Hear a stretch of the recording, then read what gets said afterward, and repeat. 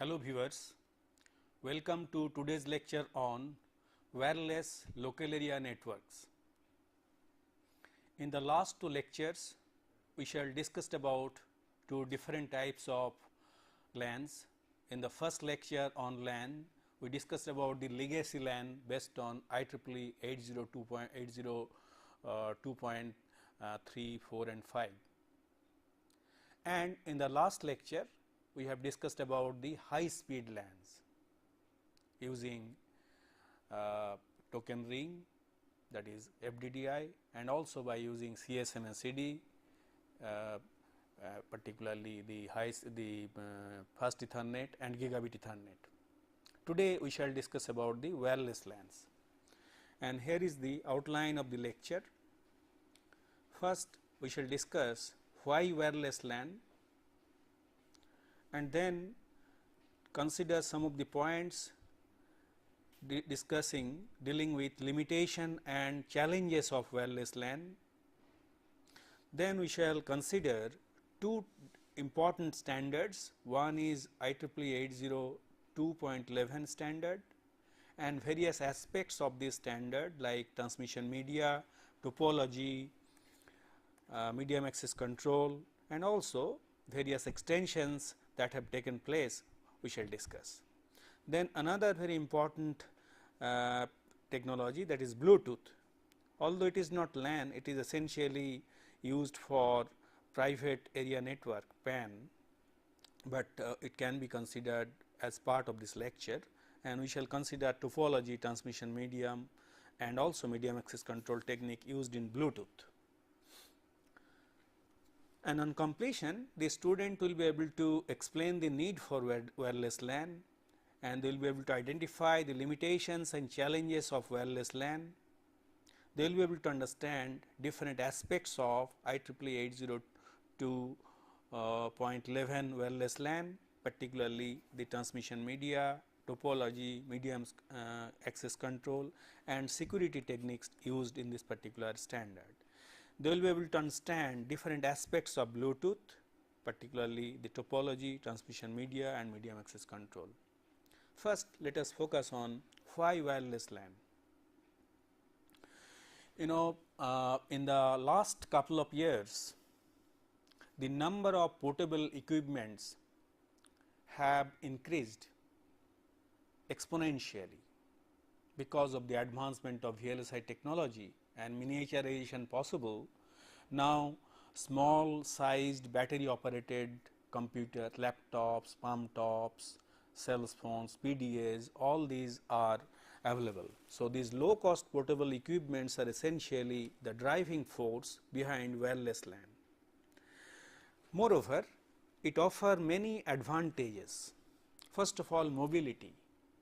When a person is traveling, when a person is possibly taking food in a restaurant, when a person is attending conference or a meeting, even then even then he can communicate with the other computers, and so the mobility is the main feature of this wireless LAN. It allows mobility. People are on the move nowadays, and while moving, while going from one place to another, they can use the they can communicate with others. And also it has got other benefits, for example, installation speed and simplicity. And wireless LAN can be installed in a matter of hours. On the other hand, wired LAN will take very long time to install. You have to do the wiring, cabling, and also the install equipments and various other things. And it is quite simple, as we shall see, simple to install and deploy. And as I mentioned, it offers installation flexibility. By installation flexibility, I mean very easily you can configure it in various ways. It can have different types of topology. You can reconfigure it, configure it, and reconfigure it in many ways. So it gives you very flexible way of deploying local area network. Then it has got reduced cost of ownership. initial cost of deploying wireless LAN may be little high, but in the long run, whenever particularly you are in a dynamic situation, you are moving from one office to another, you are expanding the business, in such situation it offers you reduced cost of ownership. Then as I mentioned, scalability is another important advantage. It can be very easily scaled. As the business initially you can start with few computers, and as the business grows, or whenever the need for more and more computers and other equipment, they can be very easily connected to the LAN by using this wireless LAN technique. And you may be asking, if it has got so many advantages, why it was not so popular in the past? There are several reasons for that. First of all, earlier the cost was very high. Thanks to the advancement of VLSI technology, the cost is gradually decreasing based on Moore's law. You may have heard of it. The cost is decreasing at a fast rate, and as a result, this is one of the factors which is pushing wireless LAN technology. Of course, it has got another limitation. Even it is existing today, low data rate compared to the high speed of wired LAN. We have seen that now 10 gigabits per second is available, LANs are available. On the other hand, you will see the data rate for wireless LAN is limited to few megabits per second. So, it is only few megabits per second, but this few megabits per second may serve the purpose in many situations. Another important concern is occupational safety concerns. People are not very sure whether wireless LAN is damaging to health or not. Even that controversy is going on. For example, whether the cell phone should be used or cell phone has some effect on the health, this is not known. So, there was some concern, occupational safety concerns regarding the use of wireless LAN. So, there is a question mark, but people have started using it, and so far no ill effects have been reported. Another important limitation is licensing requirements. You know, whenever the transmission is done in a particular frequency, certain frequencies cannot be used. So, you have to take permission, you have to take license. So, there are this puts an restriction or a restriction on the use of different frequency bands, and as a result there is a constraint from the viewpoint of licensing requirements. So, these were the limitations. In spite of that, wireless LAN is gradually becoming popular, and although it has got some advantages and disadvantages, it offers a number of limitations and also a number of challenges.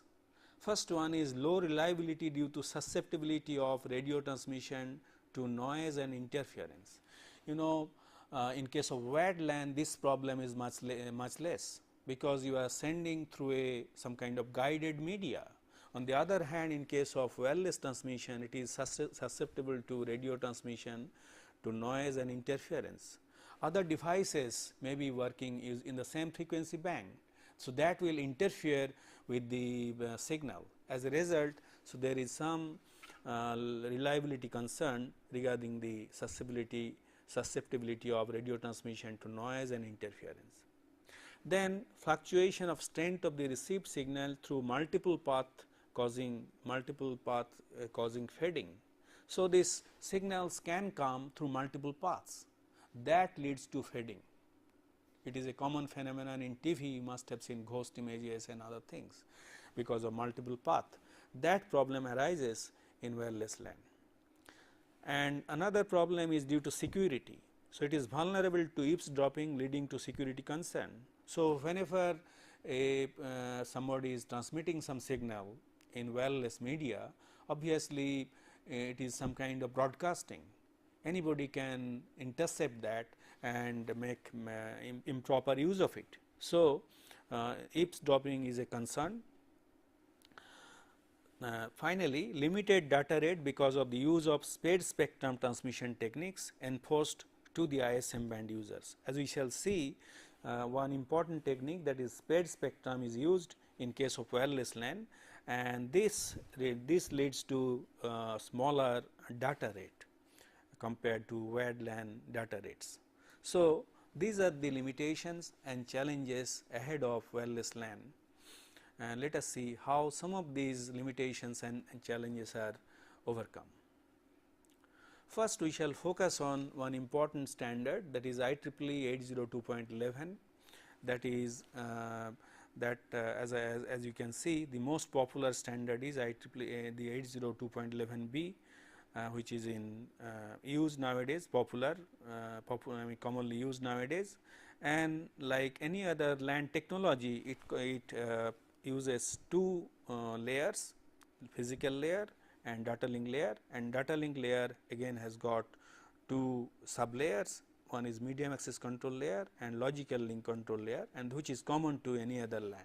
So, essentially these two, medium access control layer and physical layer, will be different, and other part will be same, like the upper layers can be TCP, IP and other thing, which we shall discuss later.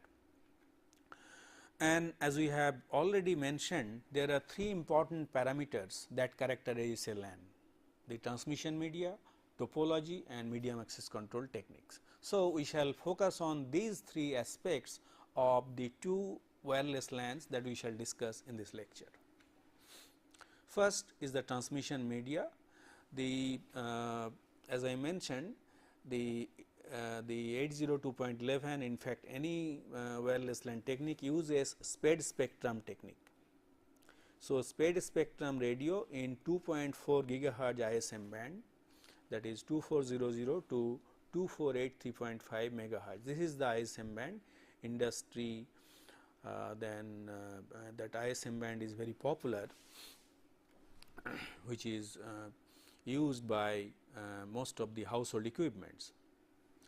And what is the typical characteristic of sped spectrum? In sped spectrum, as you can see, there are two popular approaches using frequency hopping. This is frequency hopping sped spectrum, and another is direct sequence sped spectrum. So, direct sequence sped spectrum. So, in both the cases, what is being done, the frequency spectrum is spread over a wider range. For example, if the initial frequency spectrum is like this, and it is after that sped spectrum technique, it is spread over a much higher frequency band, and it has got several advantages. Number one is the power density, it gets spread over a much wider frequency band. So, this has got many advantages. So, whenever it is concentrated on a small frequency band, it adversely affects other equipments, other wireless equipments. So, this is being overcome, and also this allows some kind of redundancy. So, there are two aspects. One is lower power density over a small, for example, in this frequency band, as you can see, power density is lower compared to this one, and redundancy. These are the two important benefits of this sped spectrum technique. And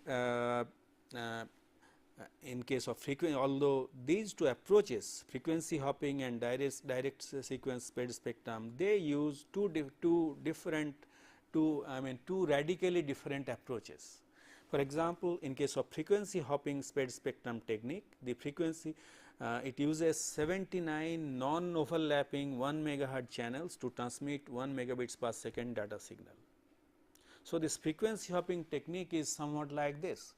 Suppose you have to transmit some FM radio signal. What can be done? A small part of the music can be sent using one carrier frequency, next part can be sent by using another carrier frequency, next part by using another carrier frequency, and so on. So, if the receiver also has to keep on changing the carrier frequency if it wants to listen, otherwise it will not be able to listen. So, it has got two benefits. Number one is, as I said, that power density becomes smaller for a small over a small spectrum frequency band. Another advantage is that if it provides you higher security. That means the users who are not having this and this is known. So, if it tunes to a particular frequency, it will simply hear some noise. So, it will not, they will not be able to receive the music. And so, this is the first approach. So, the frequency keeps on changing, the carrier frequency keeps on changing, and it sends 79 such frequency channels for sending the signal. And then using direct sequence spectrum, it in particularly in case of 802.11, it uses a simple 11 chip Barker sequence.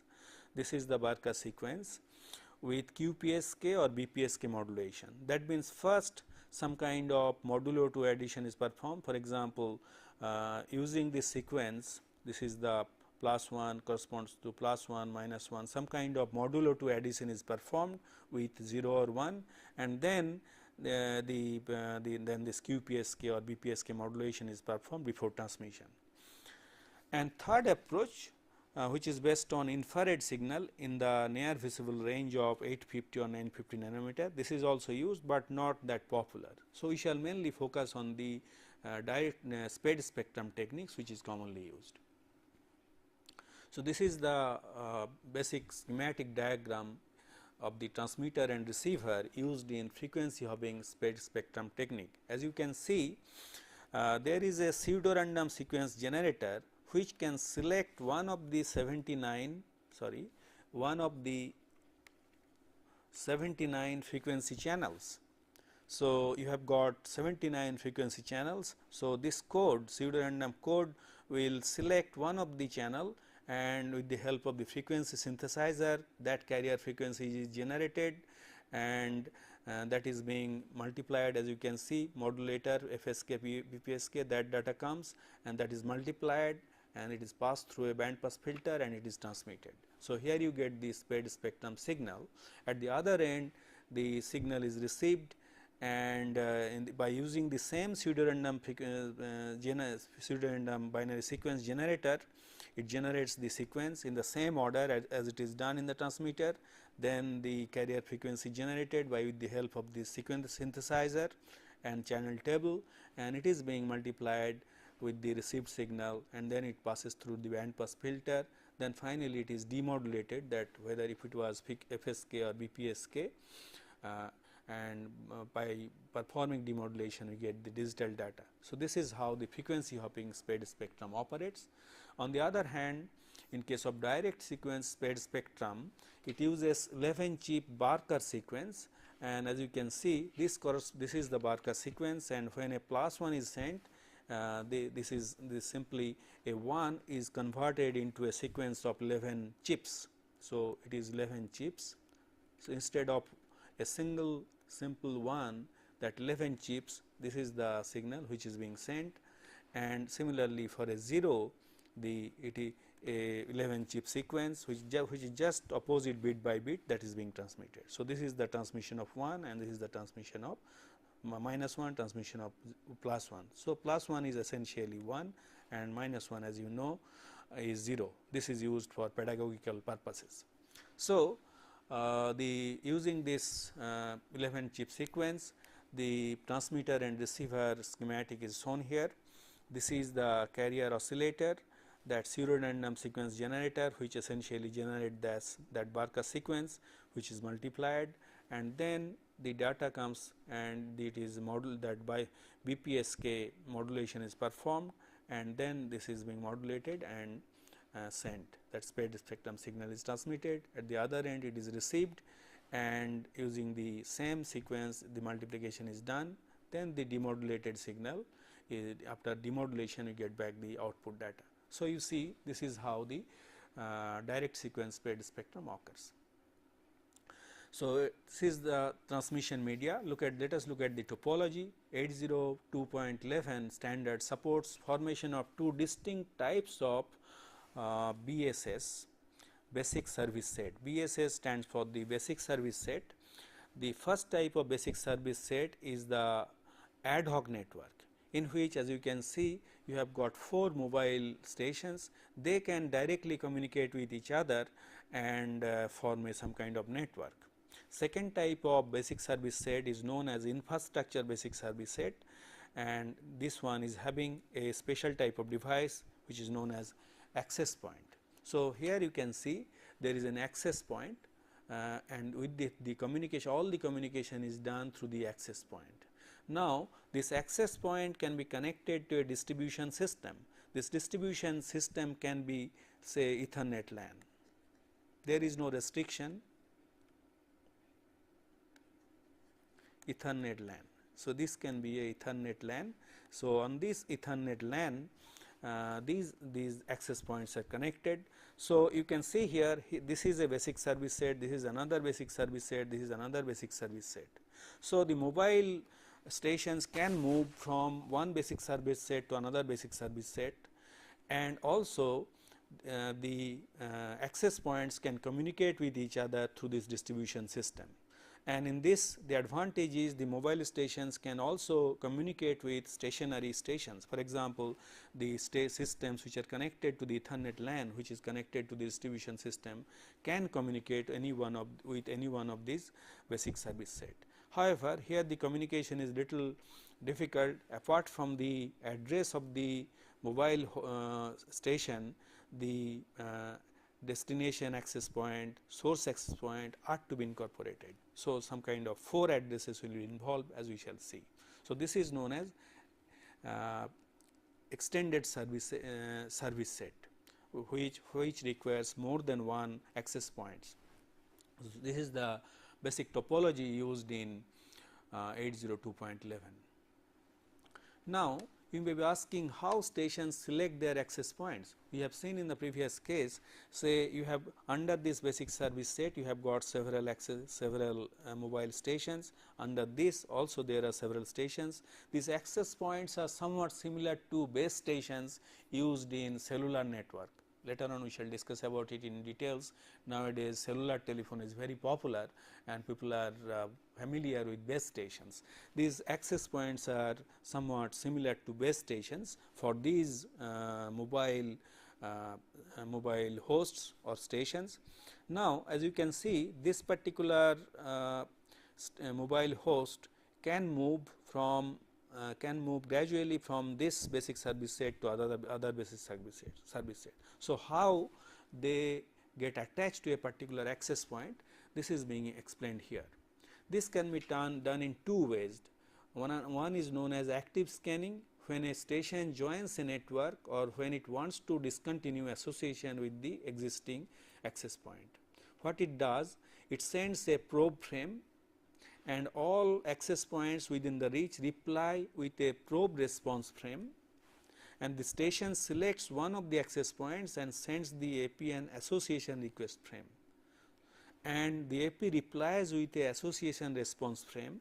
So, these are the frame exchanges takes place, and with the help by doing that, a particular mobile host gets associated with a particular access point. Second approach is passive scanning, where access points send beacon frames periodically and stations may respond with association request frame to join an access point. So, in this particular case, a particular access point can advertise that, hey, is anybody there to join me. So, in that way it sends this association access frame. So, it sends the beacon frames and then association request frames are generated by the mobile host to join a particular access point. So, this is how it takes place, and once the stations join a access point, the communication is done through that access point. Now, as I mentioned, the medium access control in wireless LAN has got several challenges, particularly it is prone to more interference and it is less reliable compared to wired LAN, and the wireless LAN is susceptible to unwanted interception leading to security problems. How these are overcome we shall discuss. Moreover, there are so called hidden station and exposed station problems which I have discussed in detail while discussing CDMA CA protocol. And in fact, this 802.1 uses little extended form of CDMA this is not carrier sense multiple access collision avoidance protocol, CSMA-CA protocol, and here the sender sends a short frame called request to send which is of 20 bytes to the destination. Request to send also contains the length of the data frame.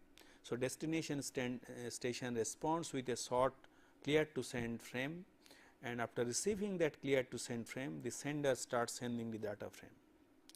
And so of course, in this case collision can still occur as I have explained in detail, and in such a case clear to send frames is not received with a certain period of time, and that it has to come out from collision by using that binary exponential backup algorithm used in the case of wired LAN in Ethernet. That is why this approach is also known as Ethernet wireless Ethernet LAN. So, although I mean there are many similarities with Ethernet. Now, apart from similarities, there are some dissimilarities. One is carrier sensing. In case of wired LAN or Ethernet, the carrier sensing is very easy. All stations are attached to the medium. So, from that the carrier sensing can be done. In this particular case, carrier sensing is done in two ways. One is known as physical carrier sensing, another is virtual carrier sensing. So, in case of physical carrier sensing, physical carrier sensing is performed at the radio frequency radio interface by analyzing the detected packets and strength of the signal. That means, all the mobile stations will be receiving signals generated by other stations within that basic service set, and the signals will be analyzed at the radio interface, and after performing it will analyze analyze the detected packets and comparing the strength of the signals. Obviously, whenever there is collision, strength of the signal will be more. So, this is one way of detecting collision. Another alternative or identity for carrier sensing or detecting collision, another alternative is virtual carrier sensing is performed by the source station by informing the length of the data it intends to send to the stations within the basic service set. So, this is actually related to this protocol. Here, as you have seen, whenever this request to send frame is sent, as part of that the length of data is also mentioned. That means, whenever this clear to send is signal is generated, all the stations will withdraw except the station except the destination station, and all other stations know the length of the data. Obviously, for that duration all the stations will not generate any data. So, this is how these are the two approaches used for carrier sensing. This is virtual. So, without actually sensing the carrier sensing is performed, because everybody knows a particular station will send for a specific period of time based on the data rate and length of frame. Now, coming to the security, wireless LANs are subject to possible breaches from unwanted monitoring, because as we have seen in case of wireless LAN, all the other stations within the range will be able to hear. So, how to overcome this problem? So, to overcome this problem, IEEE 802.11 specifies an optional MAC layer security system known as wired equivalent privacy. Basic idea is that it should have the privacy level or security level same as the wired LAN. So, to do that, what is being done? It is done with the help of a 40-bit shared key authentication service. Later on, we shall discuss about it in more detail. This approach, this 40-bit shared key authentication service, and by default, each basic service set supports up to 4 40 bit keys that are shared by all the clients in the basic service set. It provides privacy, but no integrity check. Now, there is some extended version of the standard advanced encrypted standard AES that is being proposed in this standard AES 2.11i. This is the revision for authentication and encryption as a long term solution. So, by using AES, authentication and encryption can be used as a long term solution. Obviously, in this particular case there will be some overhead for encryption and decryption, but it will give you security as well as authentication. Now, here are the IEEE 802.11 frames. As we know, there are three basic operations to be performed by these frames. First of all, the management frames. Management frames are used for station association, deassociation of the with the access points, timing and synchronization, authentication and de-authentications. I have already explained the protocols in brief, and obviously with the help of the management frames these functions are performed. On the other hand, this is required in the initial phase when a particular station gets associated with an access point. Then control frames are used for handshaking and positive acknowledgement during data exchange. We have seen that CSMA, carrier sense multiple access CA protocol uses a 4-way handshaking approach. So, this handshaking and positive acknowledgement during data exchanges, this is the part, this is performed with the help of these control frames.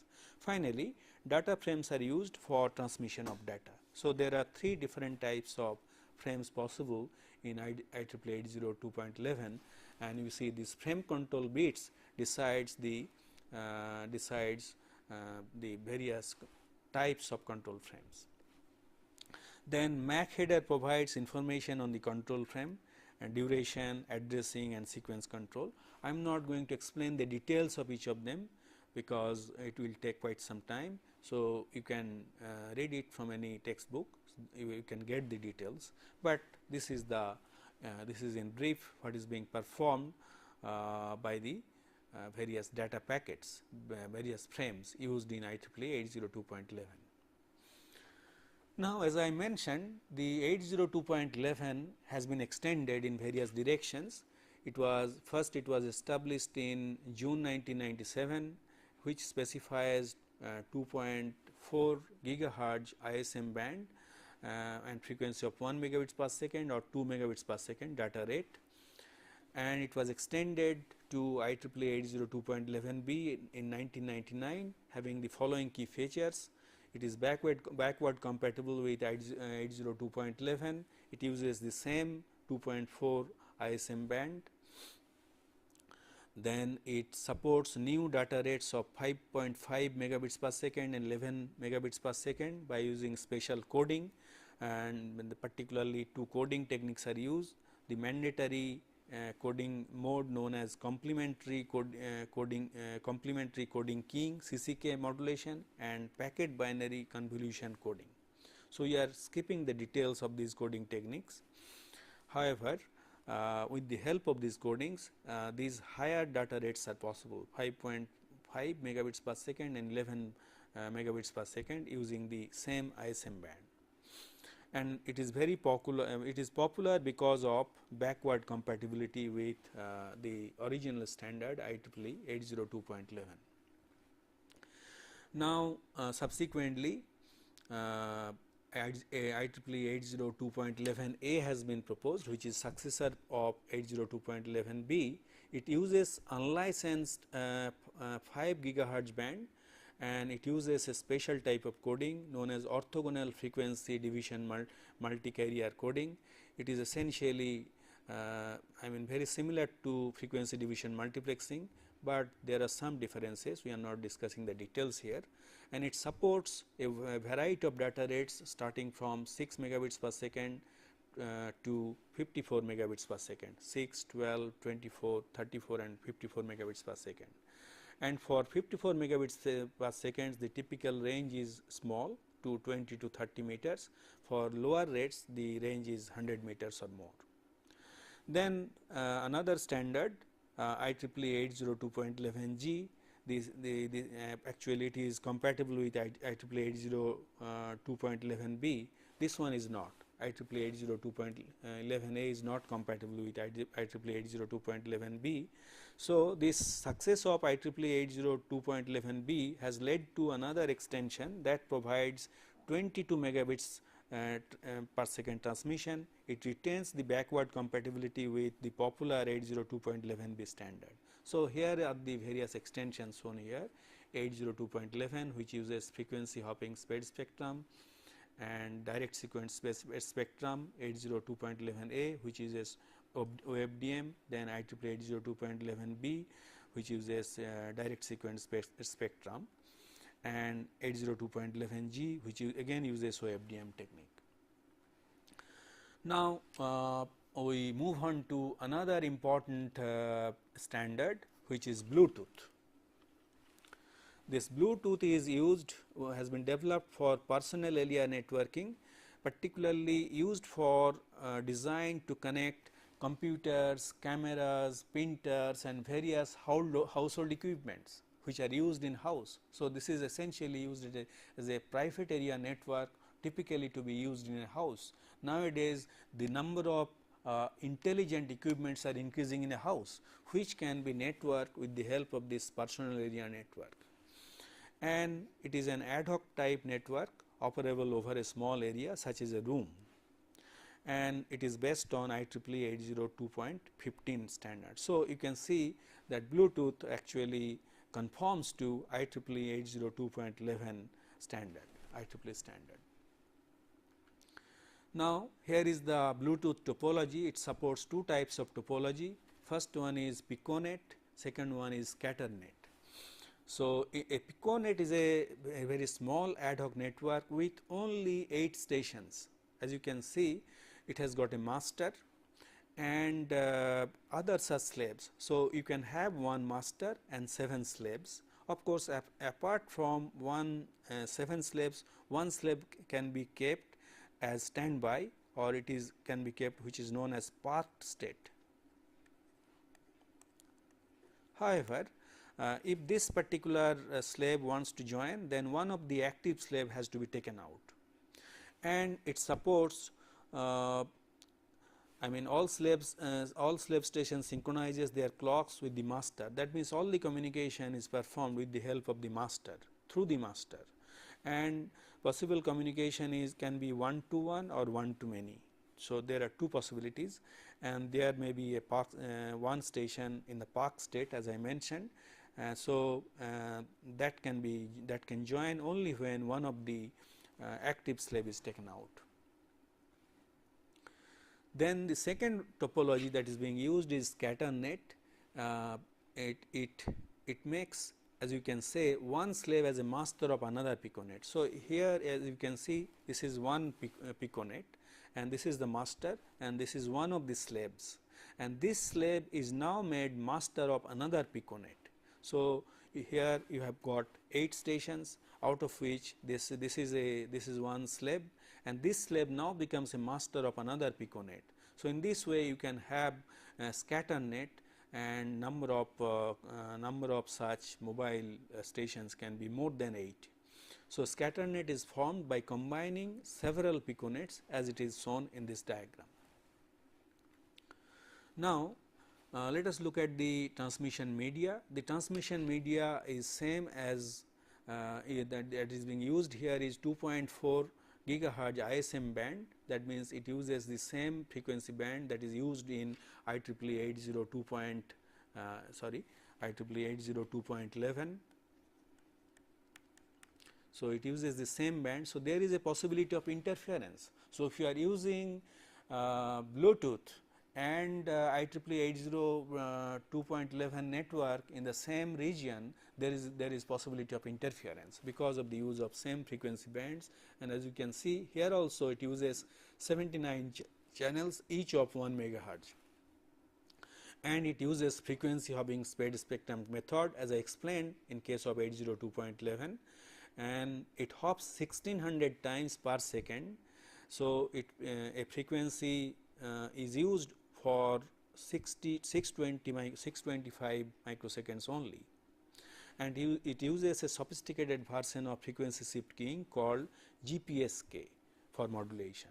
So, the carrier frequencies can be say starting with 2400 megahertz or 2.402 gigahertz to, you can say, add 1, add 2 and so on. So, 2.2402 plus 78, that means it can go up to 2480 megahertz. So, as I mentioned, there is a possibility of interference with the IEEE 802.11b because they uses the same transmission media. And so far as the medium access control is concerned, it uses a special form of TDMA called TDD TMDA.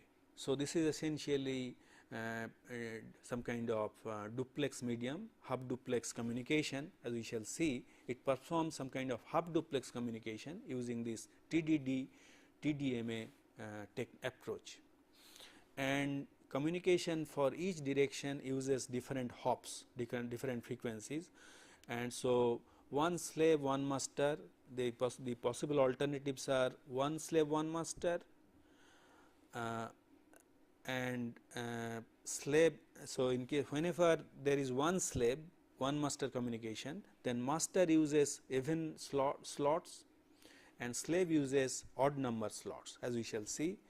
And this process is more complex when there are more than one slave. Let us see how it is actually being done. As you can see here, this is the master, this is the dwell time. So, this is the dwell time. Dwell time is 625 microsecond, out of which 366 micro is used for sending data, remaining is used for hop control. So, it uses a frequency of carrier frequency of F0 and in the slot T0, you can say. This is the even number of slot. Then the slave sends in slot number T1, odd number slot, uses frequency F1. So, it uses hops, the frequency hopping is taking place. Then again master sends in slot T2 using frequency F2, and we have already seen the various frequencies that can be used. So, in this way, in a alternately master slave. So, it is some kind of half duplex communication take place between the master and slave using frequency hopping, and the frequencies that is being used is as I have shown, these are the frequencies. F0 is 2402 megahertz, F1 is 2403 megahertz, and so on. On the other hand, here as I mentioned, this is single slave communication. When you have got multiple slaves, then the process is little complex. First, the master initiates the communication, it sends a frame using frequency F0 in slot say T0. Then essentially it selects, it is some kind of select and polling approach. So, the station which is being selected or polled responds in the next slot T1 and uses frequency F1 and it sends the data.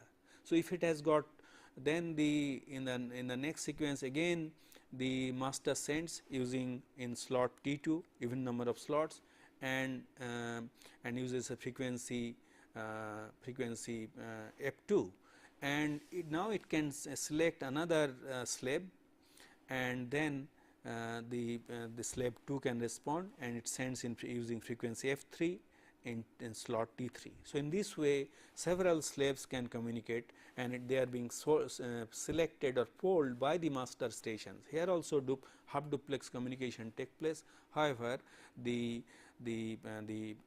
even frequencies are being shared by different slaves to send their data one after another. So, so far as the Bluetooth frame format is concerned, there are 3 types: 1 slot, 3 slot and 5 slot.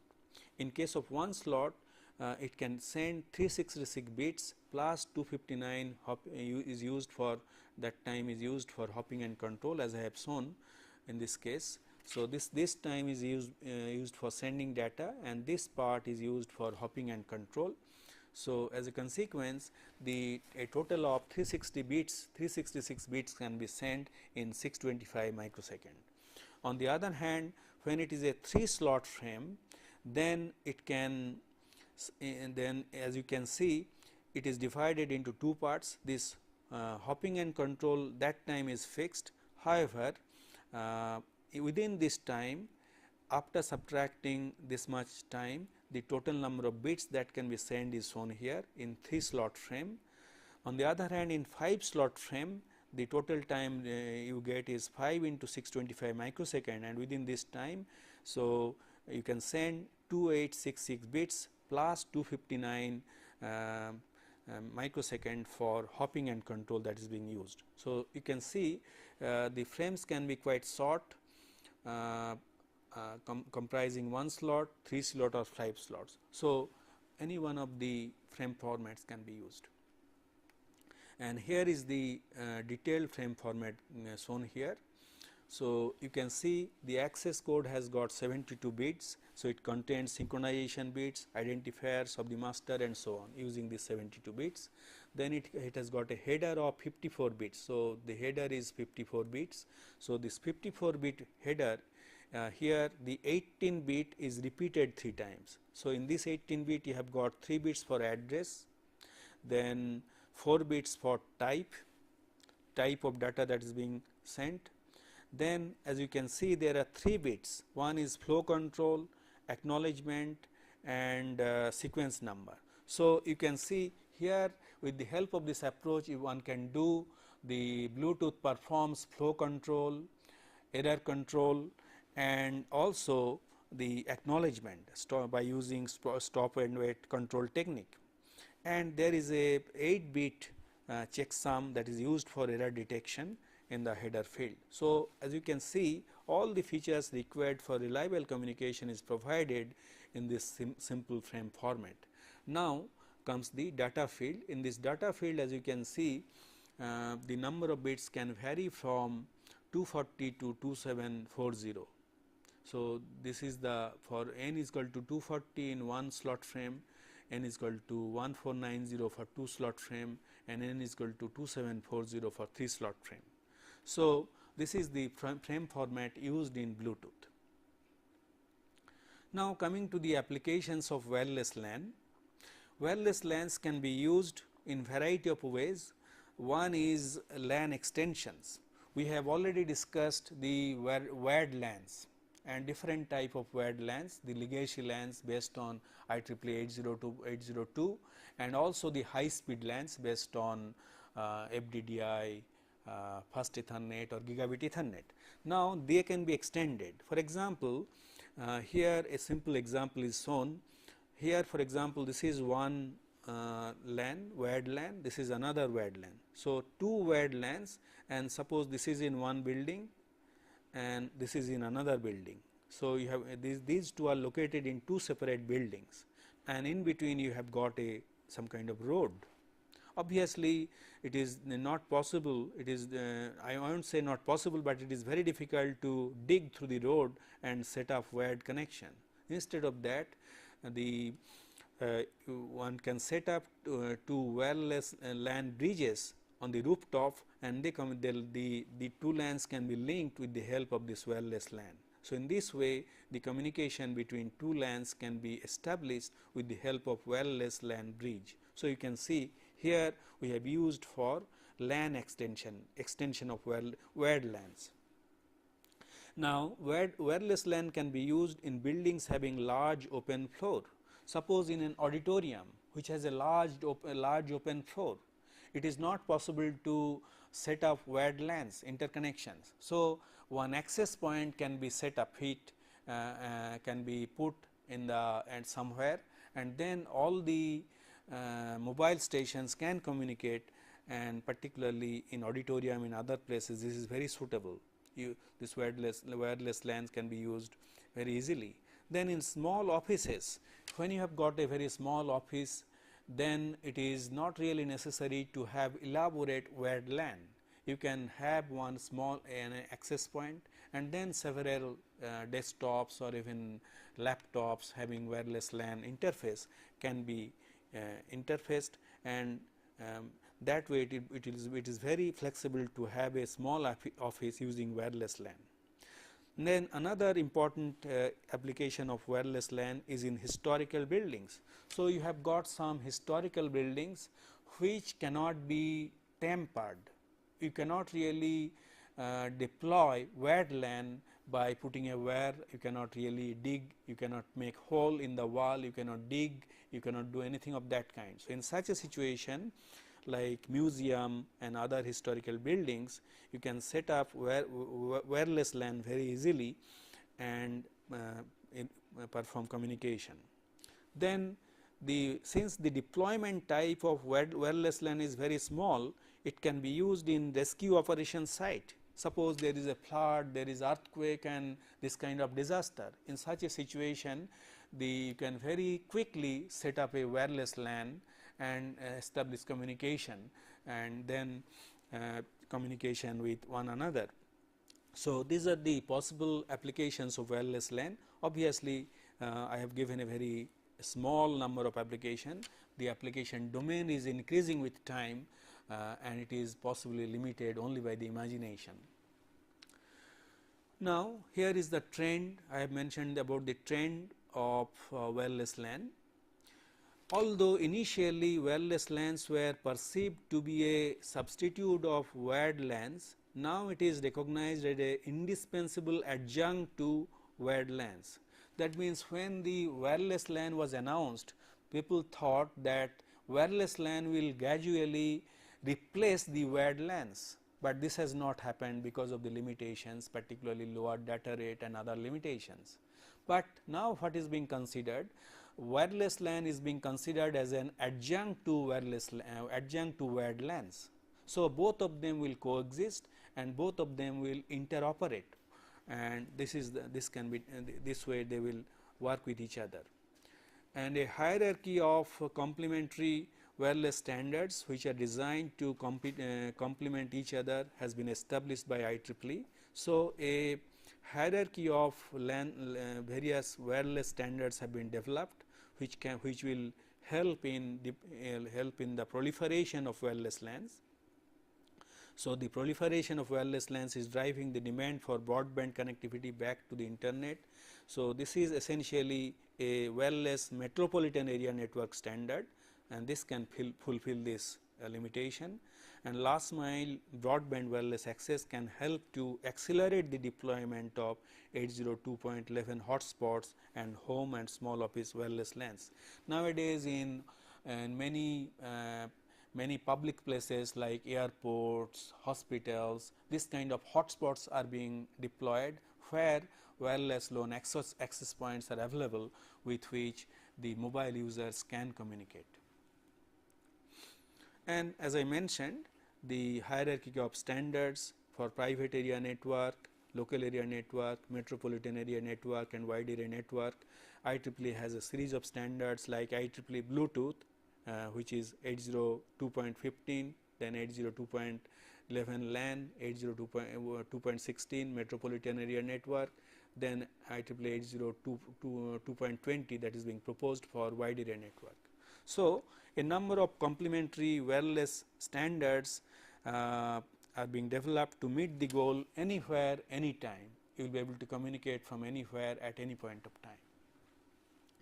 Now, this is time for giving you review questions. First question is, widespread spectrum technology is used in wireless LAN. Second question is, how hidden station problem is overcome. Third question is, what is network allocation vector. Fourth question is, what is WEP, wired equivalent privacy, and how is it achieved. Distinguish between Piconet and Scatternet used in Bluetooth technology. So, these are the 5 questions, and here are the answer to the 5 questions given in the last lecture. First question was, how FDDI offers higher reliability than token ring protocol, As I mentioned, this dual counter ring topology that is being provided provides you higher reliability, and we have demonstrated if a particular link is disconnected or a station gets disconnected, then a secondary ring is used to reconfigure the topology, and with the help of that communication is done by wrapping up the primary ring with the secondary ring. This is how the higher reliability is achieved. Second question was distinguish between a switch and a hub. As I mentioned, a hub is essentially a multi-port repeater, and it works in as a level 1 relay. On the other hand, a switch is a fast bridge working in layer 2. So, on receiving a frame on one port, it forwards it to a particular port, contrary to the hub, which sends to all other port based on a this. So, here it is sent to a particular port based on a table inside the switch after checking the integrity. The switch in general operates in the data link layer or layer to layer, as I mentioned. Third question was why 4B by 5B encoding is used in fast Ethernet instead of Manchester encoding. As I mentioned, this is being used to reduce the baud rate. So, essentially, if Manchester encoding was used, then it will require 200 megabaud, but by using 4B by 5B, it is possible to use only 125 megabaud and to achieve the data rate of 100 megabits per second. So, this reduces the cost of implementation. Fourth question was what is carrier extension, why is it used in gigabit Ethernet. As I mentioned, for detection of collision a minimum size of frame is required. However, as the speed is increased, that size has to be increased, but instead of increasing the frame size, carrier extension is being performed up to 512 bytes, so that the collision can be detected in gigabit Ethernet. So, essentially carrier extension is being done for collision detection. The last question was why flow control is performed in gigabit Ethernet network.